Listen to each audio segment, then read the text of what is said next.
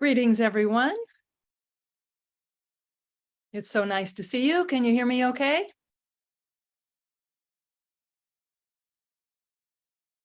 Well, what a pleasure to be with you today. Now we're going to look at some questions and answers that members have submitted. The first question is, what Rosicrucian exercises or practices would you recommend to someone who has fibromyalgia? So I looked to see the symptoms that are associated with fibromyalgia, and it's fatigue and lack of energy, it's pain and sleep problems, headaches, depression, memory problems, or trouble concentrating. Those are some of the physical things that happen for people who have fibromyalgia. So there are a number of Rosicrucian techniques that can address these issues. And it's not just for someone with this particular challenge. For anyone who feels fatigue or lack of energy, we can practice positive breathing and do the positive exercise. You may be familiar with this already. When we say positive, it doesn't mean good. It means that it stimulates the positive polarity. So we have exercises, both breathing and postures, that are positive and negative. And for lack of energy and fatigue, we focus on the positive, the positive exercises. The way we do positive breathing is to inhale deeply through our nose. We hold our breath for as long as it's comfortable, and then we exhale completely, and we don't hold our breath on the exhalation. We breathe right back in again. So when we do the positive breathing, we are holding our breath while the lungs are full. For different health challenges, we could do the negative breathing, which is done by holding our breath when the lungs are empty. So again, for fatigue or lack of energy, positive breathing. There's also a stance, a gesture, a posture, that is used to stimulate the positive polarity. And this is done by having our feet shoulders width apart and our arms up and palms up. And they can either be kind of down to the side or up like this. If we're lying down, which is the best way to do this exercise, but not necessary, we are in the shape of a star. So we would lie or stand or sit in that position and do the deep breathing, where we hold our breath while the lungs are full. Excuse me. And the vowel sound, there are two vowel sounds that can be used to help give us more energy. When we do this positive breathing and stance, the vowel sound we use is ra, R-A. Then if there are times, again, when you need to stimulate the negative polarity, maybe you've been working outside a lot and you need to focus more on the negative polarity, then we have a different stance. And this is with our legs together and the ankles of our feet touching each other. And then our hands, the palms of our hands are touching above our head like this. And in that case, we do the negative breathing. So we exhale completely.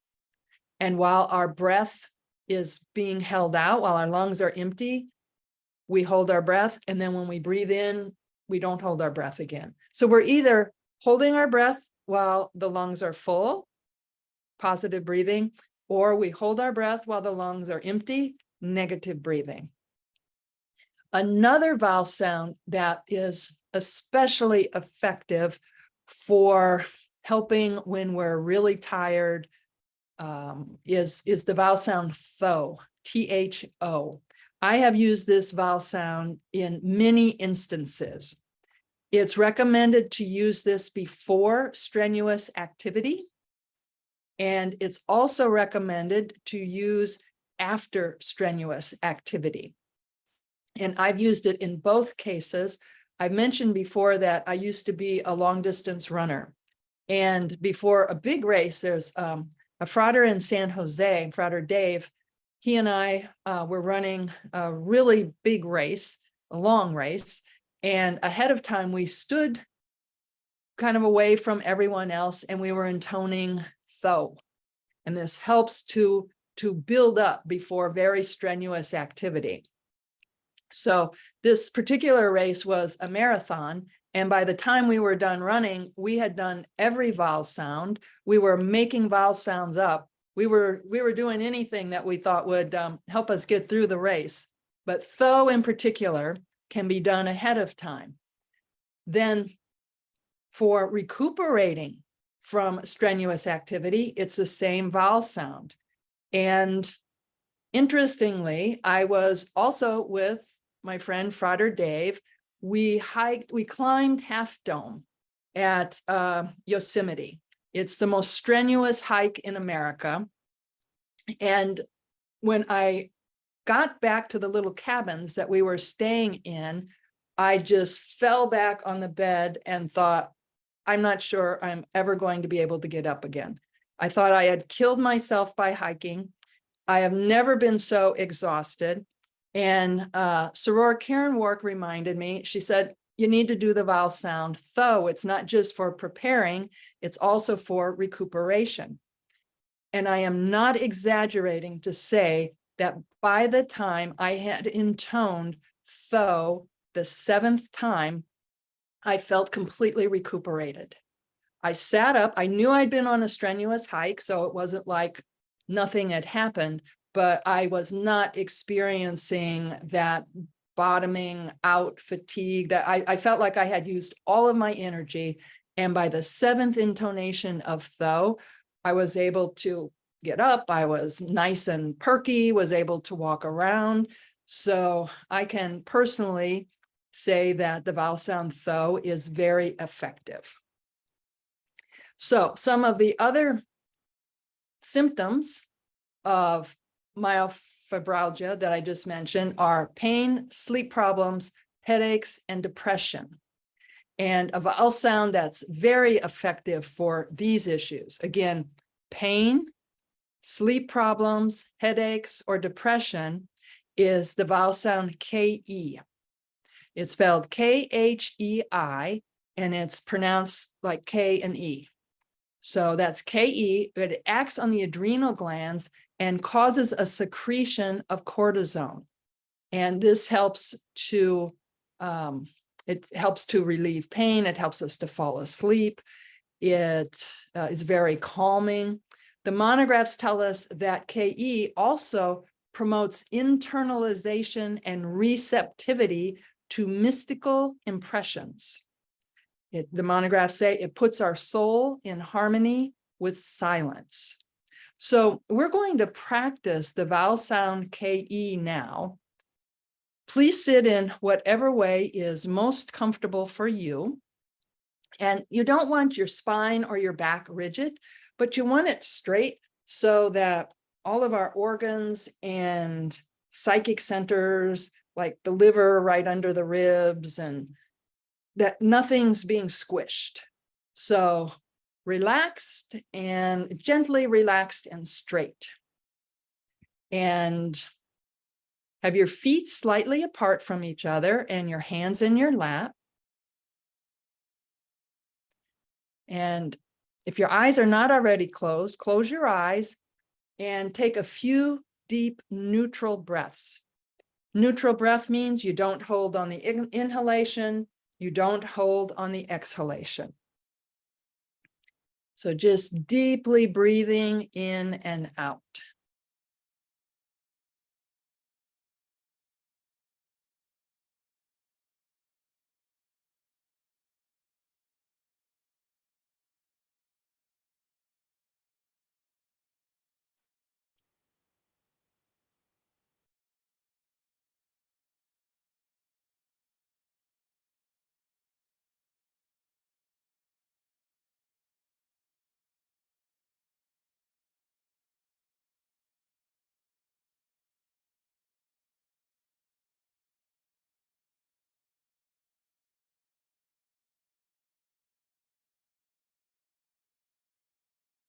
Now, with your feet still slightly apart, cross your arms in front of you and place your hands on each side of the chest at the level of the lower ribs.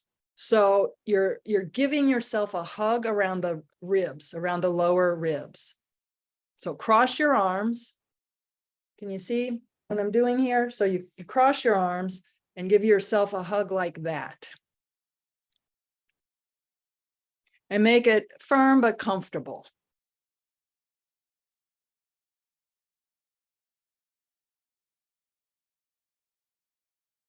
Now, in a moment, you're going to inhale deeply through the nose, and then you're going to intone the vowel sound KE as you exhale.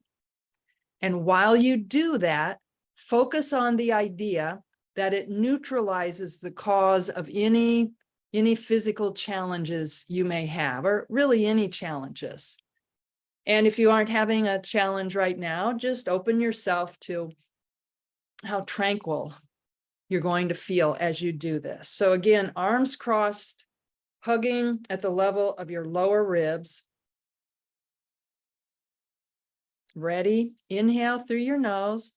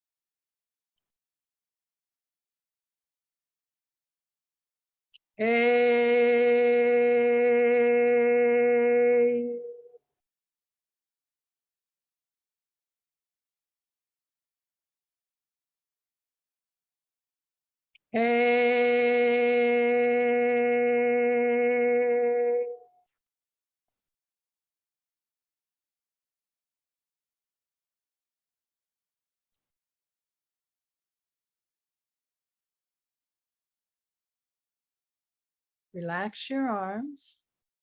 Just sit quietly for a little while.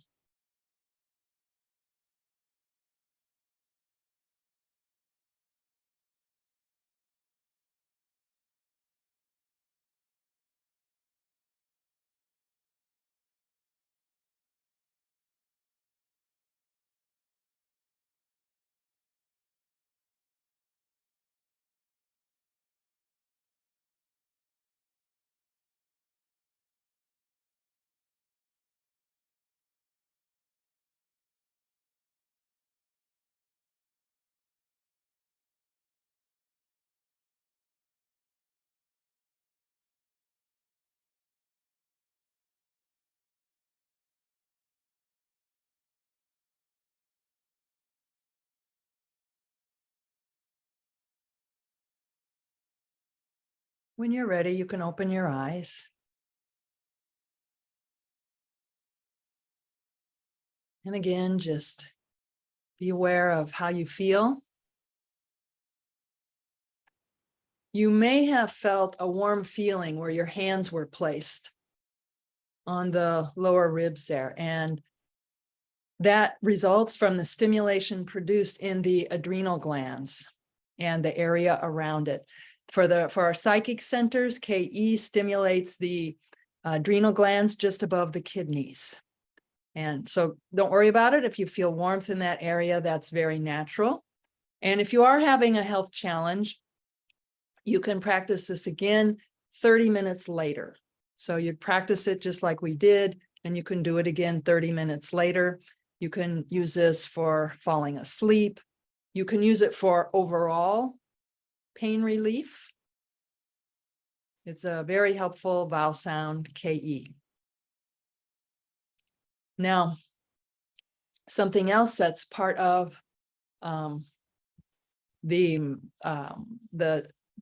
health challenges with fibromyalgia is memory problems or trouble concentrating. And the vowel sound tho that I mentioned earlier also stimulates our mental processes. Tho, T-H-O.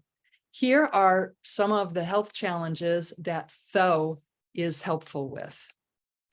Abscesses, Alzheimer's disease, an aneurysm, muscular weakness, general fatigue, fibroids, fractures, nervousness, hypothermia, lymphatic insufficiency, cysts, osteoporosis, dry skin, and as I mentioned, loss of memory. The vowel sound tho helps with all of those health challenges, and tho stimulates the psychic center in the throat around the thyroid center. Now, I mentioned my experience with tho for preparing for strenuous activity and recovering from strenuous activity. I had another experience with tho, and I've mentioned this in other teleconferences. On one of our journeys to Egypt, before everyone arrived, I fell and broke my leg. And the doctors in Egypt said that it hadn't completely separated, but it was definitely fractured. It was the head of the femur. And if I managed to not have it pull apart more, then they would not have to operate in Egypt. But if it separated more, I would need an operation in Egypt. And that the best case scenario would be that if I keep it in place, it could connect. And then in 4 or 5 months, I might be able to walk somewhat normally. So Karen Wark and I were co-leading this trip, and so I couldn't lead it anymore. But I went with the group, and I just stayed in the hotels or the hotel rooms or the on the ship when we were on the Nile. But I was not part of the group experience. And the group was sending me metaphysical aid and sending me the vowel sound tho. I was doing the Rosicrucian overall exercise where we focus on a tiny cell in our toes and our feet and our legs, and we move up the body. I was intoning tho, and I was doing this a lot. And again, going as deeply as I could with the overall exercise until I felt that I had attuned with my DNA. And I was doing that and intoning the vowel sound tho, and I felt this vibration in my femur, exactly where I had broken it. And it felt like something was like trying to wiggle underneath me. I was seated and it felt like something was wiggling or vibrating underneath me. And I knew that my leg had been healed. And I continued these exercises. I did the same exercise the next day, and the same thing happened. So twice I felt this vibration in the place where my bone had been fractured. And when I returned to San Jose, I went to the local hospital for a checkup, and the orthopedist came out, and he had this big rubber leg, and they had done an x-ray on my leg. And then he came in and he said, point out where your leg was broken. And I pointed and I said, well, here are the x-rays. In Egypt, they hand you your x-rays and you go home. I had like I went home with my x-rays under my arm. So I showed him, I said, here it is. And he said, there is no evidence at all that your leg was broken. He looked at the x-ray that I brought from Egypt. He said, I can see it very clearly there, but your leg has completely healed. And I'm very familiar with the monographs, but I had forgotten that the monographs state that when we intone the vowel sound tho, we might actually feel our bones vibrate. And it was the combination of the metaphysical aid from the Council of Solace and the members on the trip and the overall exercise, attuning with my DNA, and not just in that area, my DNA in my entire being, and intoning the vowel sound that created that healing experience. So the vowel sound tho has really played an important part in my life. And now we're going to do a similar meditation for the vowel sound tho. We just did it for KE. It's a slightly different procedure, but again, take a little while, just close your eyes, sit comfortably with your back comfortably straight. Don't make it rigid. Comfortably straight. And just breathe deep breaths in and out, neutral breaths. If your mind wanders, no problem, just bring it back to your breath.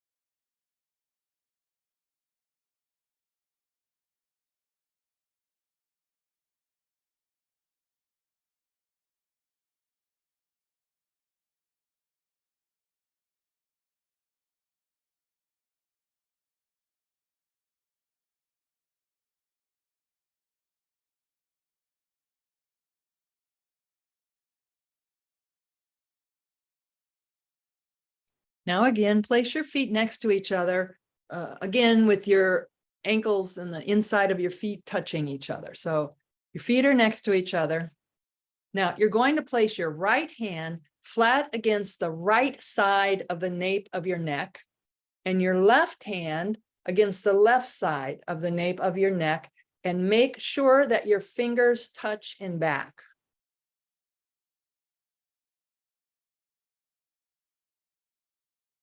Now, in a moment, we're going to inhale deeply through the nose, and we're going to intone the vowel sound tho. And again, focus on the idea that it neutralizes the cause of any disorder you may be suffering from. And remember that this includes things like loss of memory and general fatigue.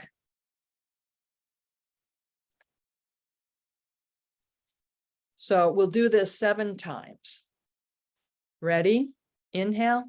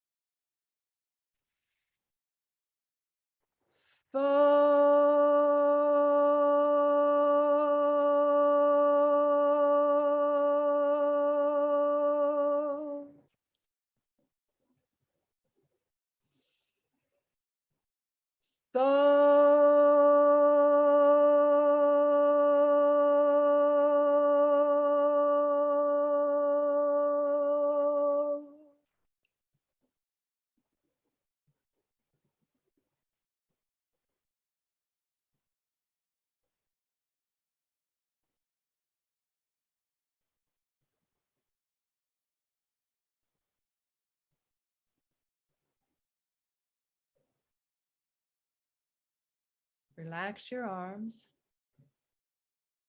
Just sit comfortably for a little while.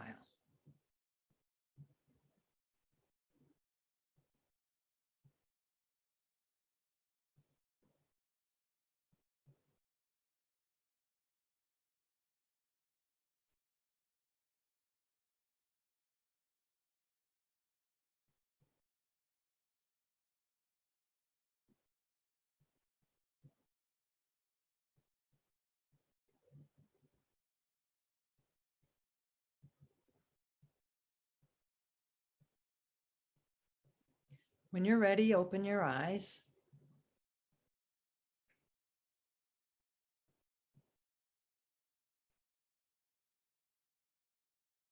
Here's what it says at the end of the monograph that presents Tho, the part that I forgot about when I was in Egypt.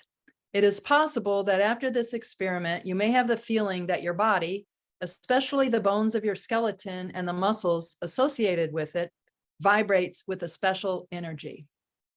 If this is the case, relax. This sensation results from the stimulation produced by the intonation of Tho. And Tho is also helpful with muscle twitches or cramps. All right, so our next question. How can one rise to the celestial sanctum, particularly when one does not know how outer space looks and has never been airborne? Can't we just see ourselves in the temple or our places of interest where we have been involved in activities, rather than struggling to rise to a place we have not been to physically? And if successful, how do we exactly handle issues while at the celestial sanctum? So the celestial sanctum meditation begins with us seeing our awareness above where we're seated, and then just keeps going higher and higher until we go as far out as possible. And we are attuning with the highest plane of spirituality possible. Now, that's very abstract for us. So we choose a symbol that represents how we can be in the most sacred place, the highest frequency, the most harmonious vibrations possible. So if you have another technique that takes you to that place, that's great.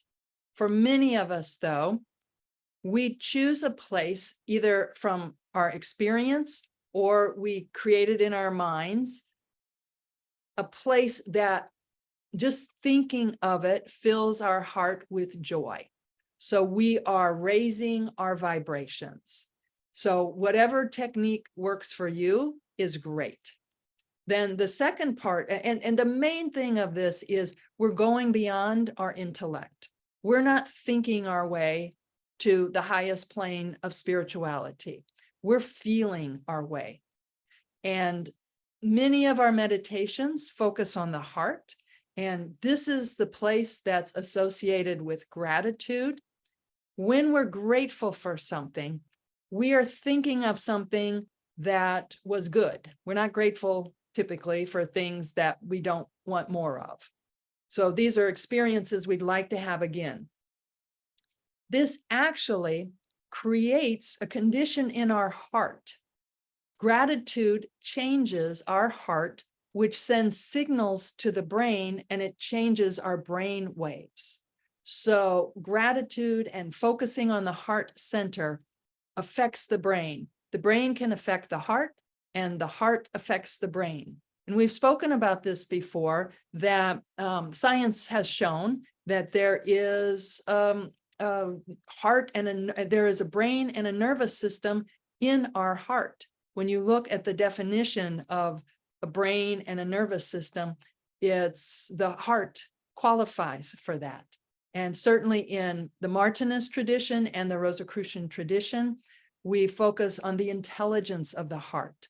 So this is not the intelligence of the brain, it's a different type of intelligence that we feel.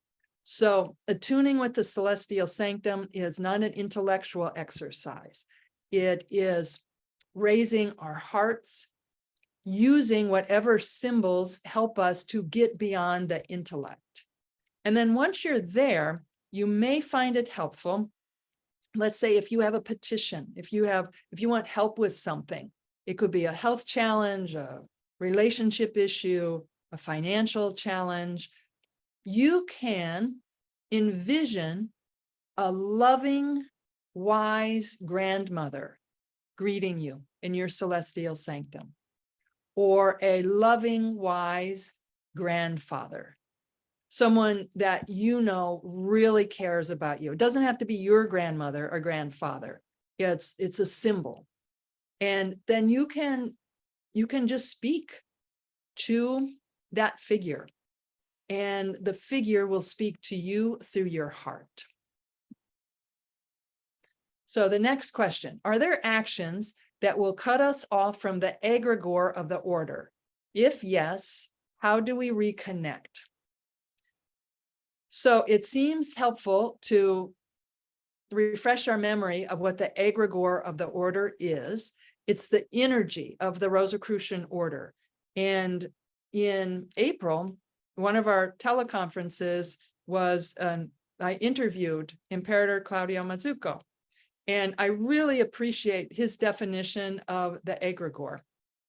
He said, it's in the psychic dimension. The egregore is a psychic structure formed by the thoughts of all Rosicrucians, past and present. It creates a psychic cloud. It's a frequency. You can harmonize yourself with it. For example, in the Council of Solace, you can feel it acting in your body to help other people. I'm still quoting the Imperator. Whenever you think of a Rosicrucian ritual or teachings, you are connected with this cloud, with this frequency. You feel the presence of this cloud close to you. When we need help, we can feel this presence. It's alive, and we must nourish it with our good thoughts. So we don't just receive from it, we nourish it with our thoughts, as fratres and sorors in the past have done. And this happens in every group creates its vibration, its frequency. The Rosicrucians, we have our egregore. Every group does this. And we can be supported by the egregore. And every time we go to our sanctums, we contribute to the energy, to the harmonic frequency in the egregore. Every time we participate in a Rosicrucian convocation or any kind of a ritual, anytime we gather with other Rosicrucians, we are contributing to the egregore, to the Rosicrucian egregore. Okay, so here's a question. And this one, I don't know the answer to. So I am counting on some of the sleuths that I know some of you are, because I see your postings everywhere, and some of you like can find the most obscure information, and I'll think, wow, how'd they find that information? So here is the question. I once heard an AMORC recording of the reason why H. Spencer Lewis chose the musical piece Secreto Eterno for the entrance of the colombe or colombes during mystical convocations. So in a lodge convocation, a young woman, or in some lodges, an adult woman serves as the vestal. But when they enter the temple, in order to sense the temple, to go around the temple with their incense burner. So when they're sensing the temple, when they light the candles on the Shekinah, this piece of music, or not when they light the candles, it's a different piece of music for that. But when they enter and are sensing the temple, this song called Secreto Eterno, this piece of music, is played. And so, so this member says, I once heard an AMORC recording of why H. Spencer Lewis chose that piece. He says, I only heard it once, and I can't recall if it was H. Spencer Lewis who narrated it or someone else. If it exists in the archives, this explanation, I feel other members as well as myself would enjoy hearing it. So we have an archival recording of Secreto Eterno but I have not been able to locate a recording where H. Spencer Lewis explains why he chose that piece of music for the entrance of the colombes or vestals into the temple. So if anybody knows that, if you would please send the answer to instruction@rosicrucian.org, and I will share your response in our next question and answers. Okay. The next question is about visualization. We are advised to visualize or pray and forget about the problem, having handed it over to the cosmic. How can one forget a problem that is resident in the person? For instance, a problem that is constantly in your presence. It could be health or financial or social, etc. So the question is, how can we forget about a problem that's troubling us? The monographs address this from many different perspectives. Energy follows thought. So whatever we're thinking about is given more energy. So if we're thinking about something that troubles us, we're giving more energy to that troubling thought. If you focus on the problem, you strengthen the problem. And examples are given in the monographs that we can act the part of the person we want to become or the situation that we're creating. We can act as if we are already healthy or financially successful or in a loving relationship. We act the part.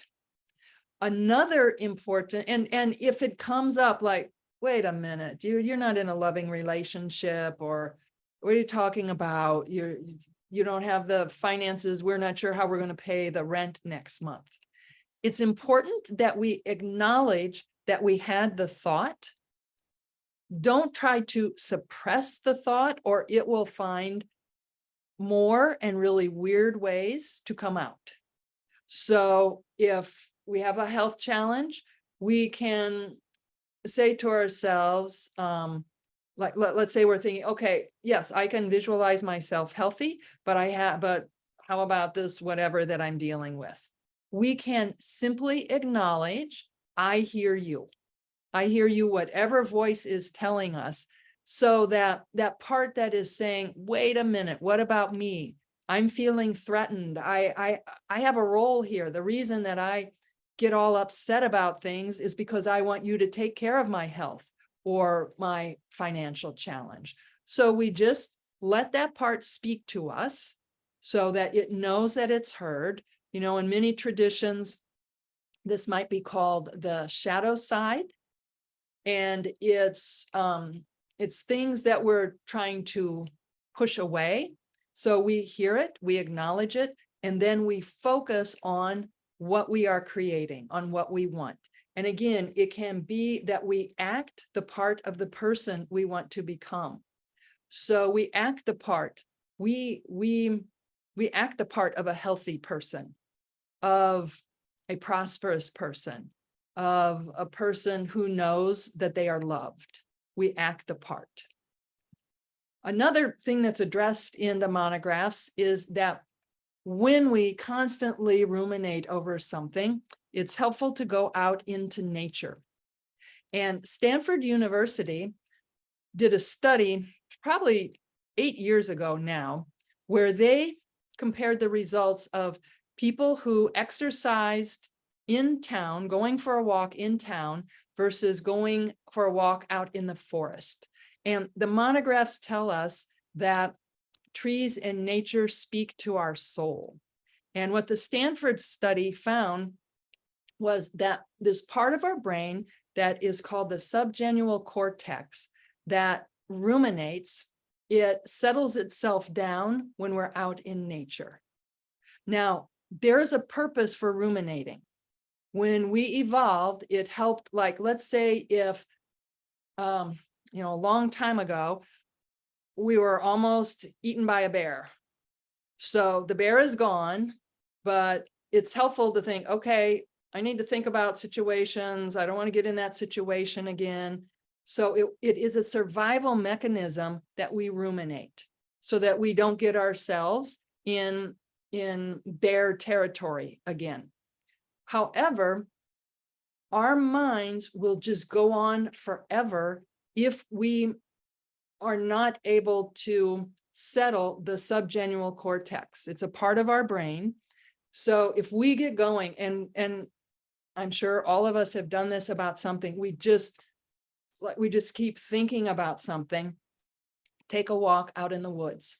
Find some place with a lot of trees and breathe in the fresh air, and this will settle that rumination. Now, talking about visualization, H. Spencer Lewis described the basis for the Rosicrucian technique for visualization is the fourth dimension of space. And usually we talk about height, width, and depth. And H. Spencer Lewis repeatedly focused on the importance of a fourth dimension, which is the vibrational nature. The vibrational nature of a place, of a situation. And the ancient Egyptians used a term called the Amdawat, A-M, and then D-W-A-T or D-U-A-T, the Amdawat. And this is a magical realm that is the place of pure potential.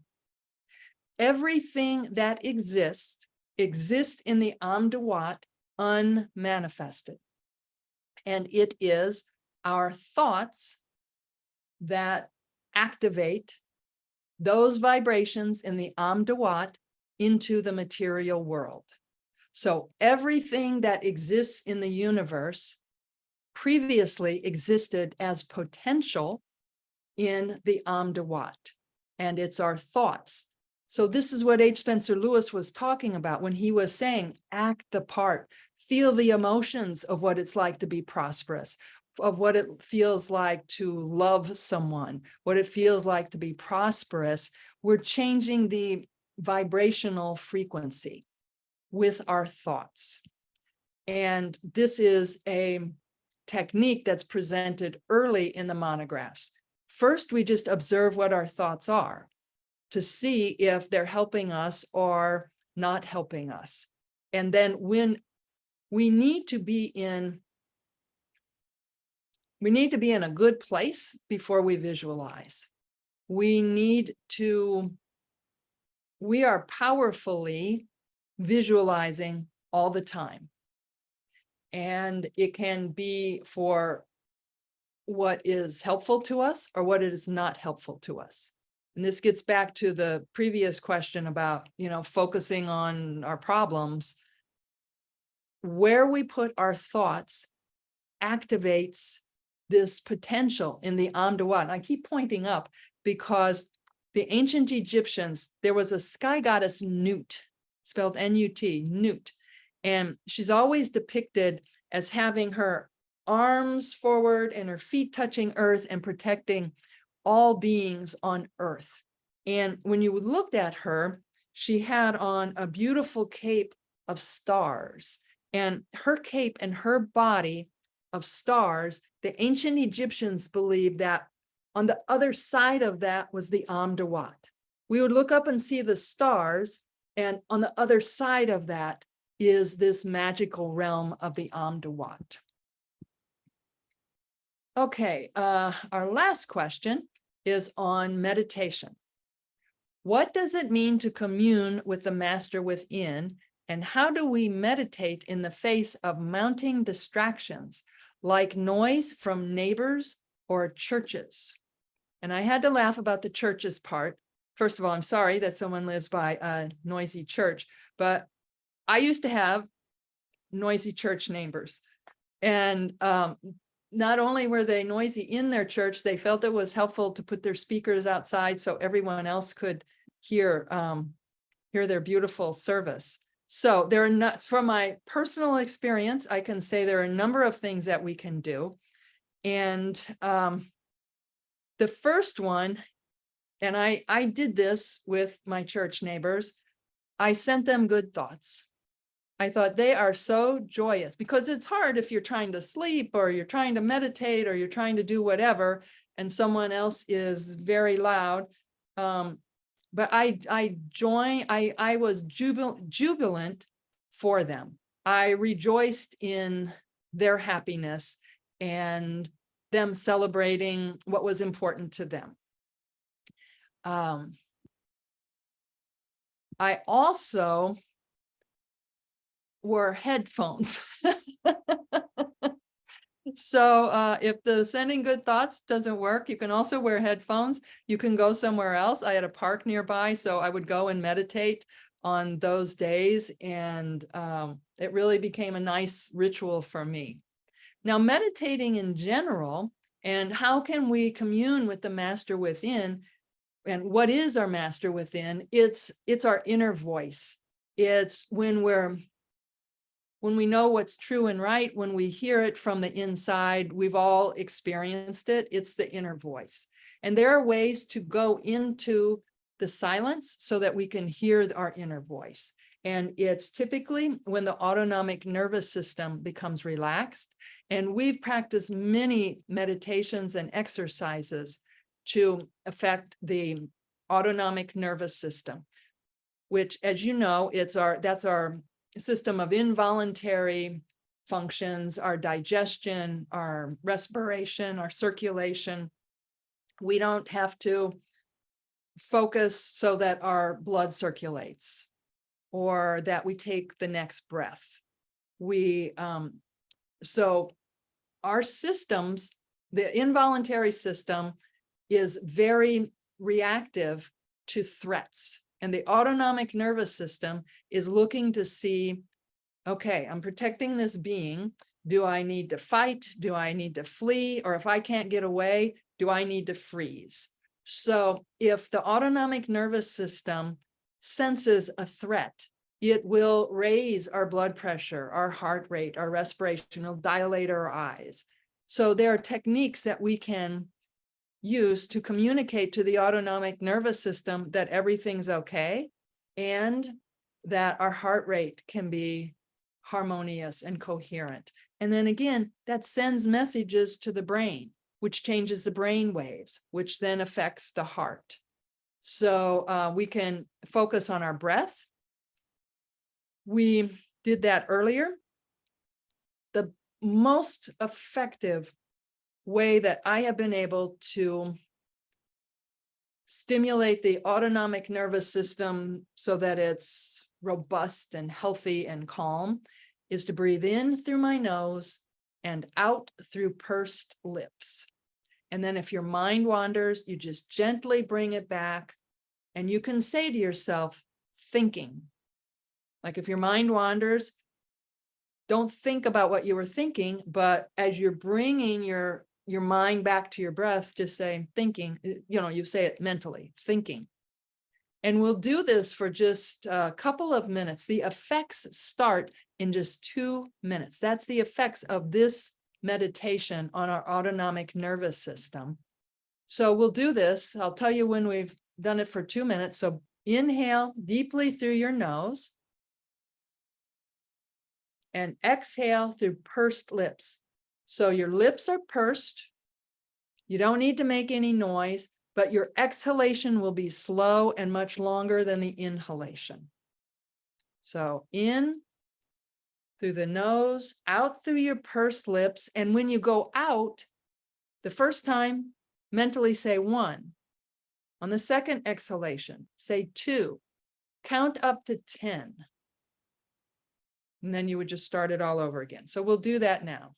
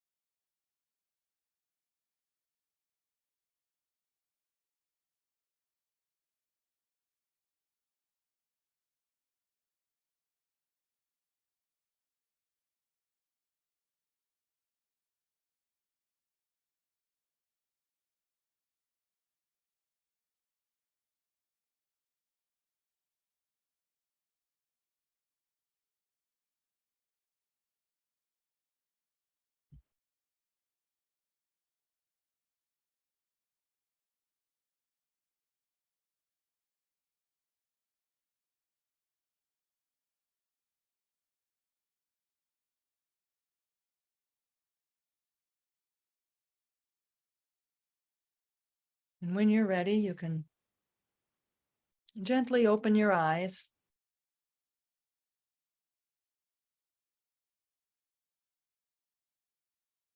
So that meditation, the one that specific technique, I feel like I can guarantee that that works for a calming effect every time. Certainly in my experience, there's never been one time that that particular meditation did not help to create a feeling of tranquility within me. Another way to reach the autonomic nervous system is through the vagus nerve. And we've talked about this exercise before. The vagus nerve is very long, goes from the brain down to the gut, and it passes near the ear, and there's a little peripheral nerve that goes over. So if you tug down on your earlobe like this, it calms the vagus nerve. It creates a healthy vagus nerve, and it helps to create tranquility. You can do it on both ears. Also, the vagus nerve goes through the throat. So if you hum or if you sing or intone vowel sounds, that also stimulates the vagus nerve, and vagal tone helps to calm the autonomic nervous system. So we got through all of our questions and answers, and I look forward, if someone can find that information about the song that's played when the colombe enters lodge convocation, I'll share that the next time.